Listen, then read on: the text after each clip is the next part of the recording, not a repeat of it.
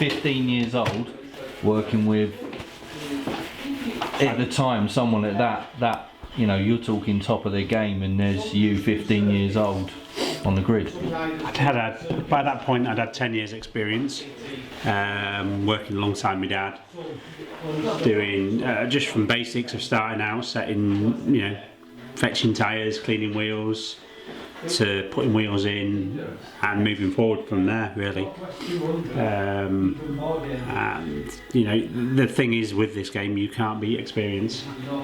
You're always learning. You never ever stop. So.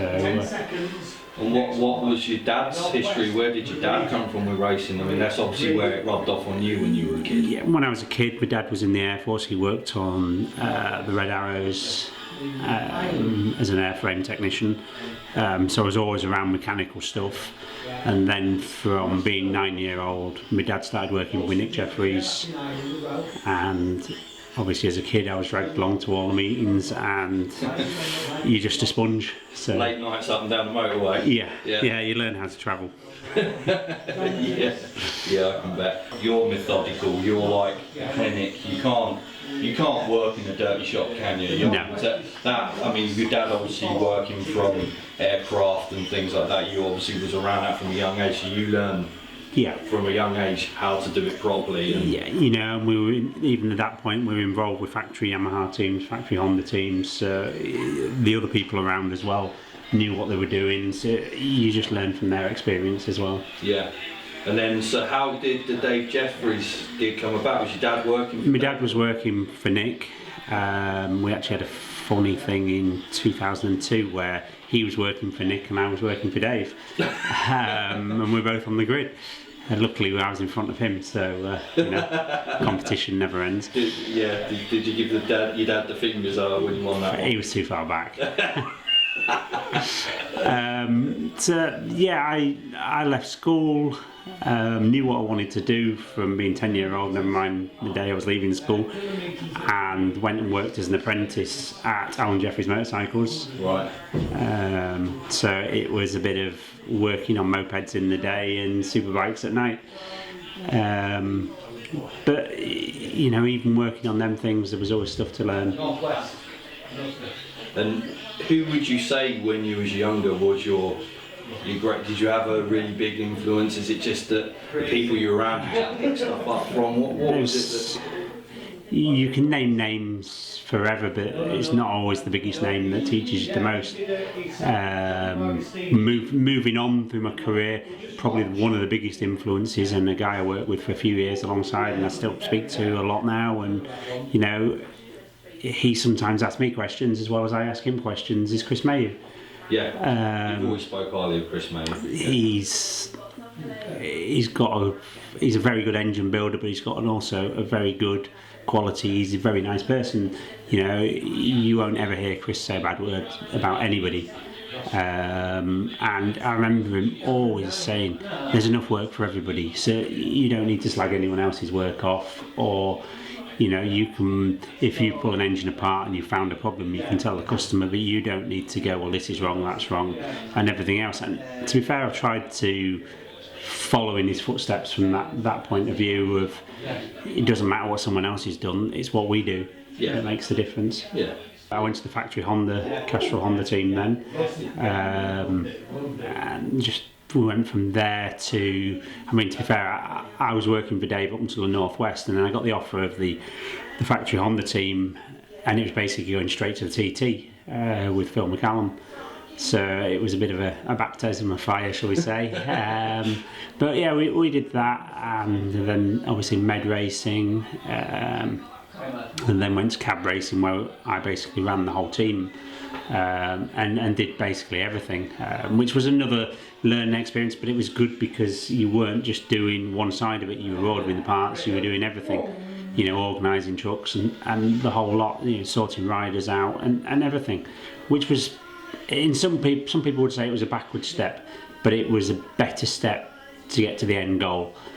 We went from there, we went to Virgin Yamaha, which we had 10 years at, with many good riders. You know, Hislop, Paul Brown, James Hayden, Simon Crafer, Sean Emmett, Tommy Hill. You know, the list is endless. Anthony Gobert. You did have a pretty special relationship with Hizzy, though, didn't you? Yeah, Hizzy was a good guy, and obviously he was in the team when I was at Castrol Honda as well. So I worked with him then, worked with him in 2000, worked with him again in 2003. So, you know, a few times with Hizzy over the years. Simon Crafer, another great guy, you know, was probably a bit of a hero as when I was growing up. Yeah, mine too. You know, yeah. Same with Gobert. You know, just legends, and you know you're lucky enough to get to work with them really. And you know, we built engines for John McGuinness for the TT when he had his first Superbike wins. Yeah. So we've kind of done lots of stuff, and sometimes you forget about some of it, and you know, people say to me, "Oh, you got pictures of that, you got pictures of that," but sometimes you don't appreciate it at the time. Now I'm slightly older, you maybe do. But yeah, I mean, we had 10 years there. We did the engine development, we built the engines, and was also a crew chief.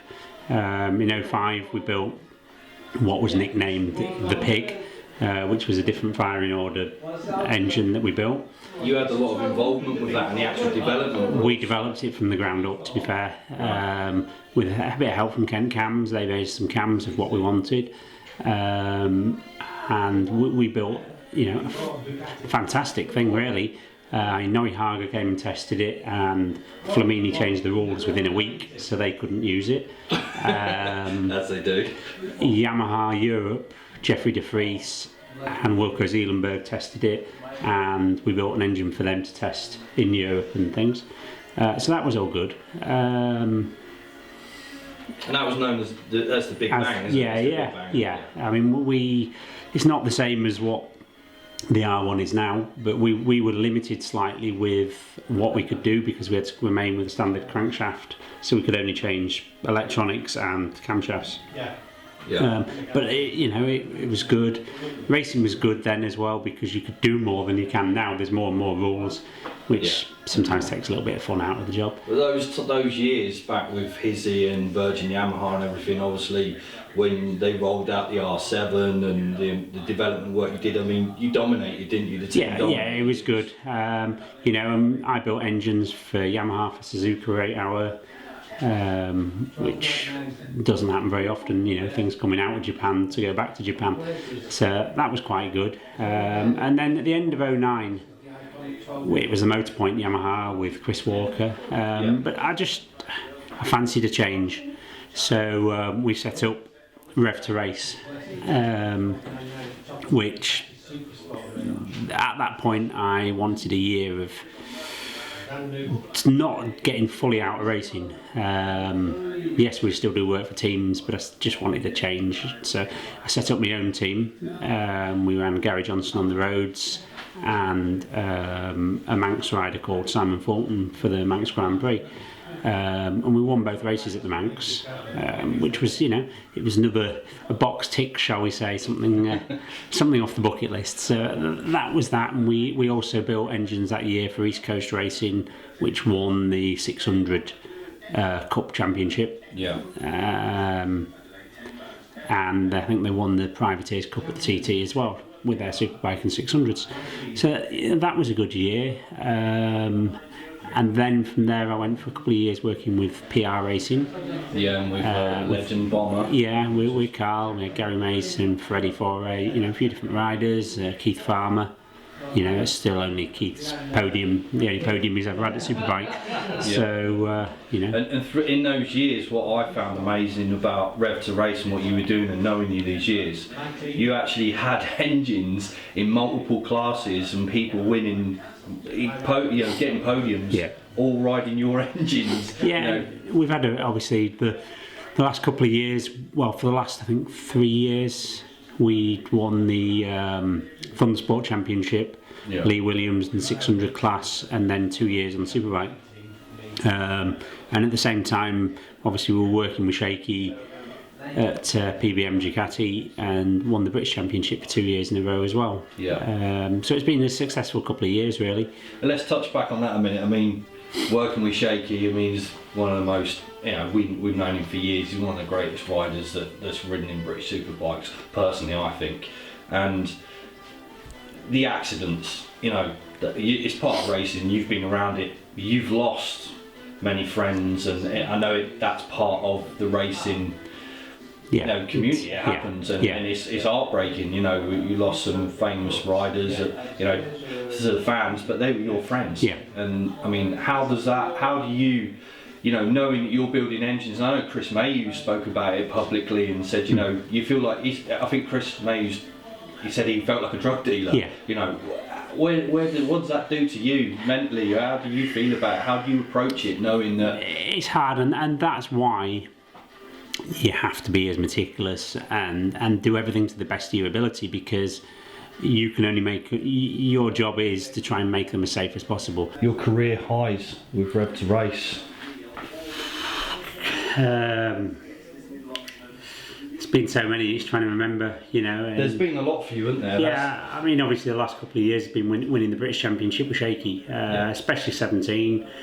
Well, 16, to be fair, it was a new bike. No one, I think the Panigale had one podium in the UK before we got it. I mean, we did our bit as a team, PBM as a team, and I did my bit. But, you know, without Shaky Byrne, we wouldn't have done what we've done. A good rider makes us all look good, shall we say. That's no disrespect to anyone in the team or myself. You know, it's credit where credit's due. You know, there was the weekends where he dug in and everything else, and the same in 17 really was a. You know, we thought, well, we've had a year on the bike, it's going to be easy now. But it wasn't. Let's say we kind of probably made it hard work for ourselves. You know, Shaky crashed at Donington in morning warm up. And knocked himself out, so we couldn't race then. So suddenly we're 50 points behind. But you know, that made the job a bit more interesting for everyone else. I bet it did. But we went from there. We went to Brands Hatch. We got fourth in the first race. It was like, right, let's just chip away, get some points on the board. Crashed in the next race. It was like, what's going on? And then we went to Alton Park. I think we had a second in the first race, won the next one, and I think from there was probably, I think it was Snetterton. And we won both races, and then we went to Brands and won both races. So then we're back in charge of the championship, you know, and everything's going well again. And it did do for a couple of rounds. Then we got to Thruxton, a circuit that the year before we'd been blindingly fast, a different league to everyone else. Yeah. Got there, thought, yep, put the settings in, job will be a dream. Disaster. Full weekend of just didn't get what we wanted. Tried, you know, reinventing the wheel nearly, and for the last race, right, we'll try this, and it worked. Shaky was flying, and then suddenly, unfortunately, there was bits of tyre flying everywhere. And you know, if it had been the last round of the championship, we could have probably finished 5th or 6th. But by that point, the way the British Championship is, if you're not on the podium, it doesn't matter. So you know, we thought about the safety of it while Shaky did, and pulled in. So that was that, and unfortunately from that point we had a bit of a bad time. You know, some people would class it not as a bad time. I think we were second in the first race at Cadwell, but then we had a sprocket carrier break in the second race. Well, there's a thing there, that the frustrations you have as a crew chief, as part of the team, working with a rider, you're understanding their psyche. I mean, you know they're good because at the top of the game, you know, and then those frustrations, the impact they have on a team when there's a mechanical failure, it's not anything the team's done. That must be heartbreaking. It was, and we had, you know, we had that one. What else did we have? I went to Ash, and we had 2 crashes in qualifying, and you know, I think we were 17th on the grid. Yeah. But you know, we had something else that no one else has on the grid, and that was Shaky Byrne. Yeah. And he come through to second. He's a phenomenon on a bike. You know, that was like a bit of damage. And then the second race, we led for most of the race and just got duffed up the last couple of laps. I think we finished 5th. Went to Brands Hatch, 33 points behind in 3rd in the championship. Like, this isn't really going to plan. But you know, I texted Shaky in the week and said, look, we can do this. All we have to do is win every race. And yeah, it's easy me saying it. But I said, we have to win every session. Yeah. From the first session to the last session.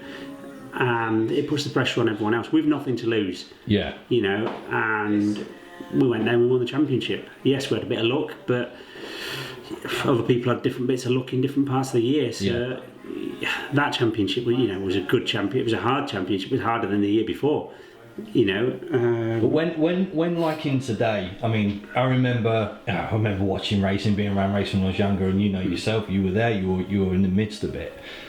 You would see some pretty groundbreaking stuff like you did with Yamaha. I mean, with Hizzy, reflecting on him again. He was literally laps ahead.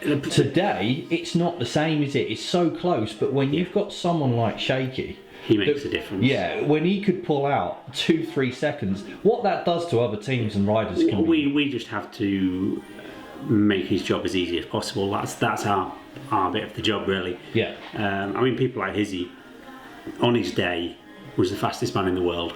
Unfortunately, he probably didn't know it himself. Right. If he had Foggy's self-belief, then he would probably been 10 times world champion at whatever level he wanted to do, because he was that fast. So how do you, when you work with riders, you know, like that, and you're almost a mentor as well, aren't you? You know, you're building that relationship. Yeah, you're just trying to get the best out of the machine, the rider, you know, everything really. Yeah, I mean, you've worked closely with a lot of riders. I know you had a really good relationship with Bomber Harris. Yeah. You know, I mean, you know, again, someone we've lost, an amazing rider and personality in the paddock, but those relationships you have and being that ingredient within the team, it is without doubt the fundamentally most important part of the team, isn't it? I know the rider's important, but yeah, I mean, it's a whole thing, you know. It's like anything, and it's a cliche. It's only as good as the weakest link, and whether that's the person who does the tyres or the person who runs the team. Yeah. If one bit's wrong, then it lets the whole job down. You know, I've just done a deal now with McCann's Yamaha for 2019. Yeah. Where we're building their engines and working with them. You know, and we're looking at going and doing the test later this month. But it's not a huge test of testing the bike or anything else. It's getting everyone working together, because there's some new riders, new mechanics, bits and pieces, and it's getting everyone working together. Yeah. And that's the whole battle of not having people battling against each other in team. There's enough people to battle against in the paddock. So, you know, and it's just different people have slightly different ways of working. So, and it's just getting everyone working together. Yeah. And that's, you know, usually your first winter test is about that, just getting the team gelling, and you know, obviously some of the riders not all ridden the bike that we've got, so it's a bit of, you know, them gelling with the bike, but it's just time of working together as a team. Yeah. Well, you bringing that back now. I mean, you've done 3 decades now, amazingly. You know, paddocks all over the world. Yeah. You know, you've worked with teams. I know you regularly. You work with track day riders, enthusiasts, other racers. You do research and development. You do so much. You travel away. You're all over the place. You got family. You're a busy guy. And we're sat here now in your new Rev to Race workshop. Is a beautiful thing, and you've got a lot of plans for this place. And with things, I think you know where you are. You've been there and done it. Yeah. You know, to say the least. What you got planned for Rev to Race in the future? What's next? We've got 2 things. Well, one, unfortunately or fortunately, my son started racing now as well. He's doing mini motos. Young Jakey, yeah. I don't get many weekends free. So how do you feel about that? Let's stop a minute. Let's think about that for a second. I mean, Jakey's an amazing kid. You know, he's his dad's son. You know, he loves bikes. He's not afraid of him. He's doing all really well. How do you feel about your son racing, Kev? Doesn't bother me. There's certain stipulations that I put in place of things he can't do in the future. Yeah. But it's like Jodie, his mum, says. If I didn't do what I did, she wouldn't feel safe in doing it. Yeah. But she knows I'll steer him in the right directions. Yeah, of course. And you know, I see some of it, and this, you know, some kids are getting too much pressure. We do it there for him to enjoy. Yeah. And that's all that is. That's a bit of fun. You know, he might decide he wants to be a flipping bank manager, but that's down to him. That's his his choice. I'll support him at whatever he wants to do. So that is what it is. We're looking at trying to share our experience, really. And your knowledge. And to try and help people out, and to help people out and to save them money as such. We're looking at doing some schools here where we teach people the basics, from loading your bike in the van properly to lock wiring to everything else, especially the track day side of it. Obviously there's no scrutineering, there's no nothing, so we want to give people some of our experience of things to check, basic things to do. We're not going to teach you how to rebuild your engine, but if you need that doing, bring it to us. But the thing is, of the amount of people you see turn up at a track day and the bike's laying on its side in the van, or different stuff, or they don't warm it up properly, or they've lock wired it but it's actually undoing the bolt, or simple stuff. Adjusting your chain, tyre pressures, and simple things. All the simple things, and it's such a thing of, you need to keep everything to basically a KISS theory. Keep it simple, silly, and it's so true. You see people and they've got £50,000 worth of bikes, and they're messing around, but they're doing things wrong. And you could make it so they ride better, safer. Obviously we do. We build complete bikes. We do everything. There are so many bikes out there, so many riders, even in the UK. I mean, you can go out and buy an S-Rad track bike, 700 quid, go and take it to a track day. If you've got the money, you can go and spend 50 grand on a Panigale or whatever it is you're riding. But fundamentally, the way that you approach those bikes and you set them up, it doesn't change. It's the same, isn't it? And so people can come here and they can learn from you, they can learn from your crew. I mean, you have Jamie working with you, some people that work with you and you've mentored them for years, and they're getting some of your knowledge. I mean, if someone wants to go further with that, Kev, what's Rev to Race going to deliver? What are they offering for there? Is there something they can do for them? We can go as far as you want. To be fair, I mean, we're setting up these schools that's going to teach people the basics of things to look out for, that sort of thing, how to prepare the bike. What about setting up? Someone's coming in, they're finding the front end's feeling vague, not understanding. I mean, we can go, we have the option where you can book us for a track day. We can go along for a day specifically for yourself, and we'll help your bike set up. From gearing to suspension to electronics, whatever you need. There's so much stuff to learn, and how far do you want to go with it? We'll do like 2 courses, which one is like a taster one, which is the basics, and then the next one will show you a bit more.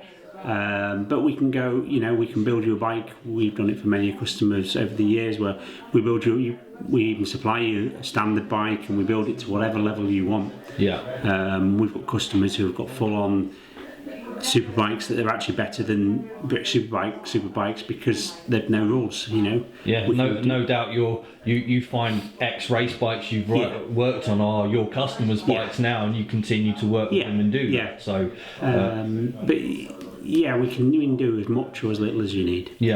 And in terms of whether they can do it in an individual basis, group basis, people can come here in groups, I take it, and bring their bikes, and got some benches, they can put the bikes up, and then they can spend a day with Rev to Race and the team, and learn top to bottom and go away more confident. We limit it to 5 people.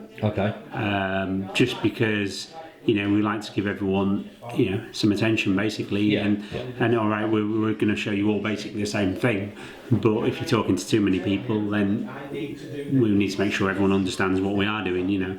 If someone wants a one-on-one, obviously it costs a little bit more, but we can do whatever they want in that day, and they can potentially then come here, learn about the bike, and then book us for a track day. Exactly, and then the progression continues from there. They can learn about you know, your knowledge of racing, because I've been on track days, and some guys, you know, we spoke about it before, you get Jack the lads, and some people are a bit more shy and they don't want to ask the questions, but at the end of the day, you've got something that can kill you and kill someone else, you know, and I think being in an environment with Rev to Race, they can ask those questions and not, and they've got nothing to worry about around you. You know, you've been there and done it. They can learn about, you know, some people even understanding flags and things like that. I've seen it on track days, and they're just, you know, they're walking in the pits getting a bollocking because they've had a black flag out and they've not pulled in, and you know, things like that. Just understanding it, they can do that here, can't they? You can answer any questions. And to be fair, we can sort any problems they've got. You know, if it's even stupid stuff, it's a matter of they're always failing noise meter. We can get a baffle made if they can't get one, or anything like that for their exhaust, and you know, so they're prepared, because the amount of people who I've seen it where I've gone with customers to track days and they miss the day's track day or half a day because something's broke on the bike that they haven't had a look at. They can't pass noise meter, or there's something. You know, and how many bikes I must have been to a couple of track days last year where first session, red flag, something was falling out, and they've covered the tracking oil. So one, they've spoilt it for everyone else. Two, they've lost their day if they haven't destroyed an engine as well, or fallen off. So or someone else has buried their bike, their pride and joy. So, you know, it's sometimes a little bit of investment to help you move forward saves you a lot of money. And your life potentially. You know. What is, I mean, you know, you've been there, you've done it, we established that, you've been there, you've worked with the best, you're currently working, you know, with Mac Evans next year in British Superbike Championship. What makes you, Kev Stevenson, Rev to Race, want to still share that knowledge now? Have you just got to a point where you feel like it's time to do that, or do you feel that there's a lack of support in the industry? There's a lack of support. There's, you know, there's a lot of people out there that suddenly jump on the bandwagon and they can do everything, and of course. You know, maybe they were an accountant before and they thought, oh, we'll make money out of doing this, you know, and there's people who haven't necessarily got the experience, and unfortunately they're using you as a guinea pig. And that's a scary concept, isn't it? Because it's your life and others in the hand. And I've said it before when we're talking, but it's true. You know, bottom line is, whose hands do you want to put your life in? Personally, for me, I've done it. I'll come to you. I'll speak to you, but you know, the hard bit is, you say you can't buy experience. Well, on this occasion, you can. Yeah, very true. So Rev to Race is now offering training schools, coaching schools, in-house, on track. And I take it they'll be able to contact you through your website. Go on the website and book in. Awesome. Kev, good luck with everything you do for the future, and thanks for spending the day with us. Thank you.